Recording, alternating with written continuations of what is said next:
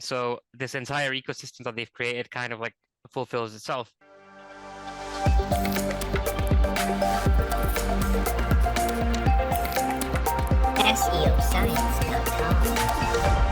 We've spoken a bit about YouTube, what it's currently offering in terms of like users and opportunities, but why does it all matter in the context of SEO, do you think? Well, at the end of the day, YouTube is also a search engine, as you mentioned. It's the second largest one in the world.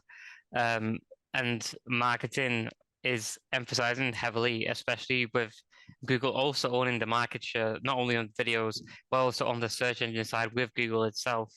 They own that entire pipeline.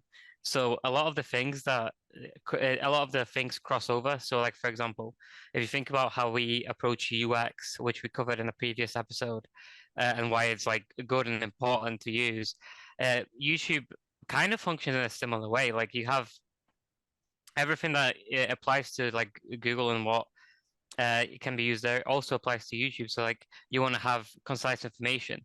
You want to provide everything that the user wants, like instantly. You want to keep them engaged. You want to give them things to click on, which is why like a lot of YouTube videos have like parts where people will say, oh, you can click on this to go to the next video and things like that. Because obviously that is a part of UX that then enforces like more views and more revenue for Google, and it helps out them too.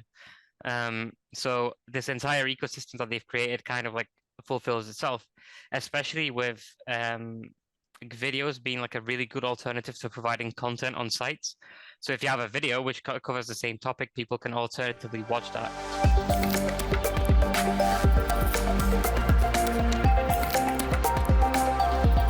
SEO science.